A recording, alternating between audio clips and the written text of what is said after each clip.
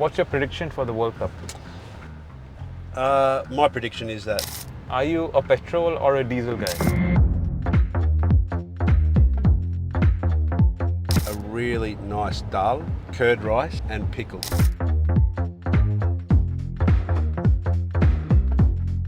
As India gets set to take on Australia in the 2023 World Cup, we catch up with a former nemesis of the Indian cricket team, Matthew Hayden, the aggressive wielder of the legendary mongoose bat and widely considered to be one of the best openers in Test cricket.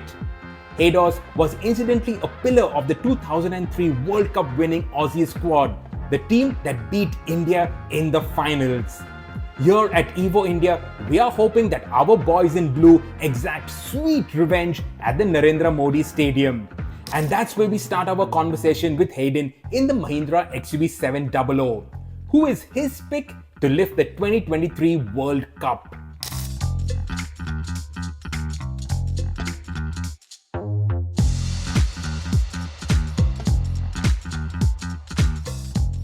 What's your prediction for the World Cup? My prediction is that India would have to do something horribly wrong to not win this World Cup. But they're going to get challenged. They're going to get challenged by Australia. They're going to get challenged by South Africa.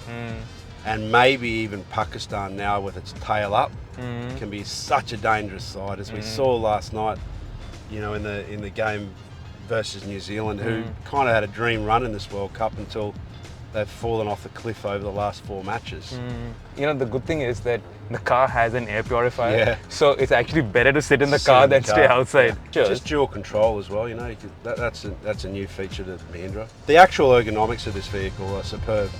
The XUV700, Yeah. when it was launched, we went to the Mahindra test track, Yeah. the MSPT, where you also Yes. did a drive. Yeah. And we did a 24-hour endurance run with this thing. Was that you guys, was it? Yes. Yeah, right, yeah. So I had 24 heard about that. Yeah, so 24 hours Yeah. flat out in Yeah. the petrol as Yeah. well as the Yeah. diesel, Yeah. non-stop. We only stopped for fuel and tires. Yes. And when we were doing fuel tire changes, we were swapping drivers. Yes. But flat out all through. Yeah, yeah. And it didn't skip a beat. No. Nothing. No, they're superb, aren't they? I didn't realise just the amount of rigorous testing vehicles go through, and every terrain. You know, Yes. and that track, it just had everything that you would want, and when you go around the outside, just a general conditions track. When you think about what you face here, you know, like your cement ruts, cobblestone, just any terrain. They'd really covered off on all of it. It's definitely its value proposition in Australia. Like India, it's very price sensitive.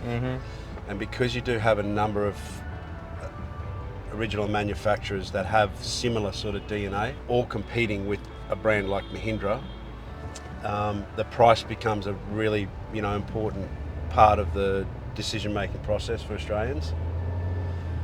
But I think the one thing that these vehicles do better than those other brands, and certainly are globally competitive, even with the higher end brands, Japanese companies like Toyota, and the highline European brands as well, they have outstanding build quality. yeah. And so when you get into our conditions, and you know our conditions well, they're hot. You know, they're also harsh. So those features become just a natural selling point, because once people get in these vehicles and start to drive them, they realise just how fantastically engineered they are, and also just how tough and rugged they are. Like the pickup, as I said, I've had 4 or 5 of them over my time with Mahindra, and I've really put them through their paces in proper off-road conditions. And whatever you think of the design features that maybe don't work, you know, like wheel travel, you know, the clearance, they actually work unbelievably well for the car. So that just proves how great their engineering is. The Thar we obviously haven't seen in Australia, but I mean, when that thing does come to Australia, people will love that vehicle. You know, it's just that simple. You obviously are aware that Mahindra showcased the Thar.E, the electric version of the Thar that Yeah. we're doing in maybe 2 years' time. Yes. What do you think about that? I think it's a beast. I think for the purists, they'll always love to hear the grr of a motor, but you know, I think as a responsible global corporation, its investment has been admirable in that space, and the actual prototype looks, as I said, like an absolute beast. I mean, it is walking down the ground and hitting fast bowlers out of the track. Are you a petrol or a diesel guy? I'm a diesel man. Okay. Yeah, that comes from my DNA growing up in regional Australia, where tractors were a part of our daily lives. So I love the sound of a diesel engine just ticking along. I love their torque as well. You know, when you get them into situations off-road, they just climb out of things. Have you checked out Mahindra's tractors? I have. I've got a little Emax myself. Oh, really? Yeah. Yeah. Okay. Yep. And they've kind of been in Australia. They've been our mainstay of product for the last 16 years. And So- they sit in a good niche as well, because they're not in the high range, high horsepower tractors. They sit sort of in that 100, sub 100 range. And as you know, driving across Australia, there's a lot of small lot holdings, not dissimilar to India really, where you might be fruit growers or grape growers.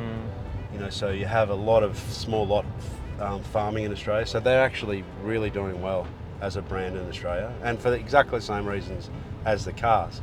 I mean, their Oja has got now Yes, the Oja range. Yeah. they've got the proper sort Yes. of high specs that you'd expect from Yep, any of the brands that have been competing with Mahindra for ages.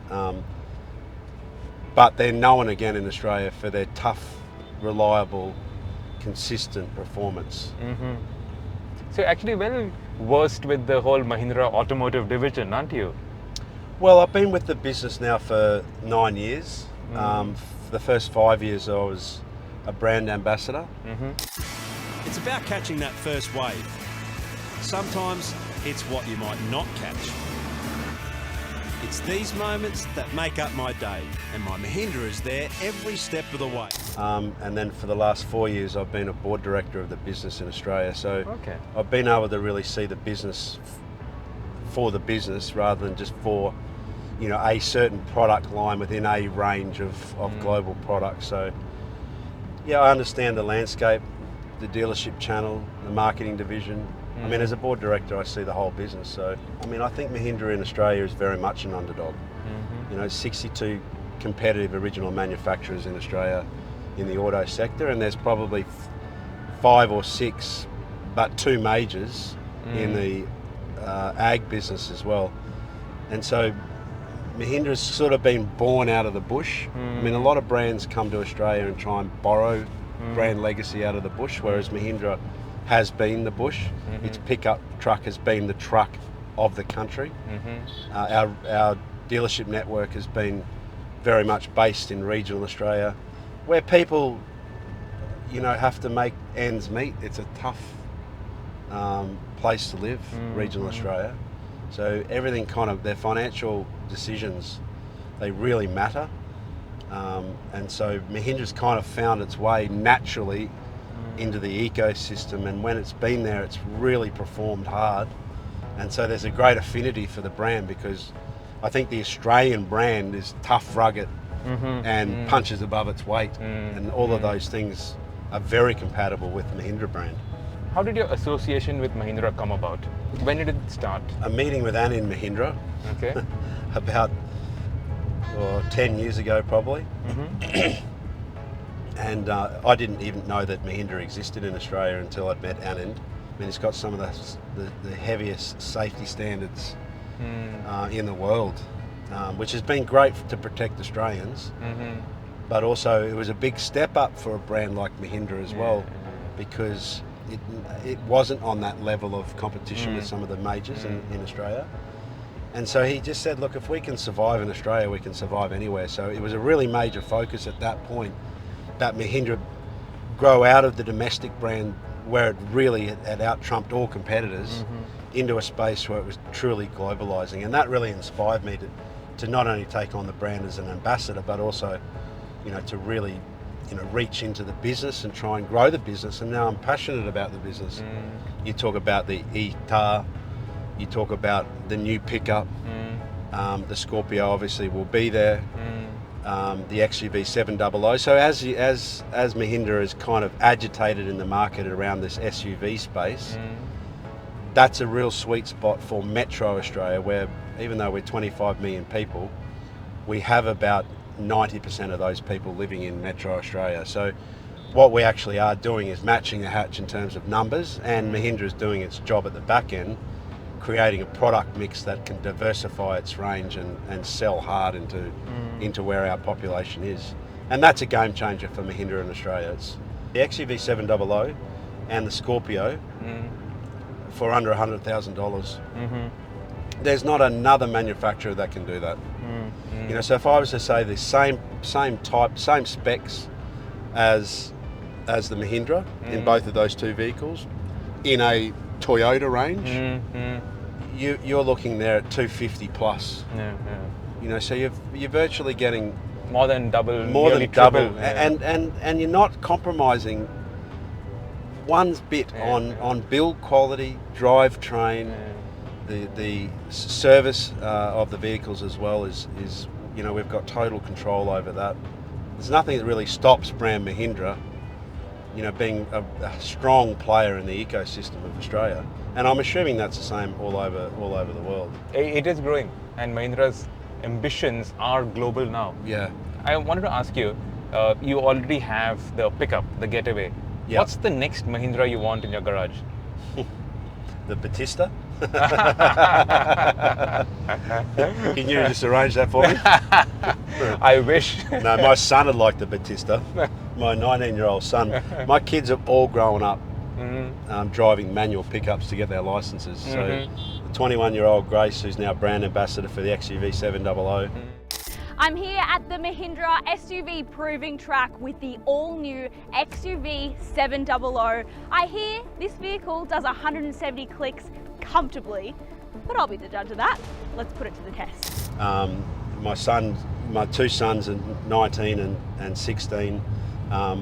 Now I've got their licenses, or my youngest one is now getting his license. They've all learnt to drive in the manual pickup. Look, really, the range that I would love, to really explore is the new pickup range. I think that'll go great, in Australia. If you were to compare it, to other vehicles in the same class, I think, it'd really be a no-brainer for Mahindra to launch that in Australia. So that'd be my next vehicle, I reckon. I've got to have a car that tows stuff, that has full off-road capabilities. It's got plenty of versatility because I've got a family of 5, so it's got to be 5 doors, and preferably 7 seats. But one of the things that I've learnt with the Scorpio, the configuration of the back seats, the captain seats. Yeah, so the captain seats actually, in the Australian way of thinking, is a prohibitive market. They're thinking 7 seats, but actually for a family of 5, it takes out that middle seat and stops the arguments in the back when you're going on a family trip.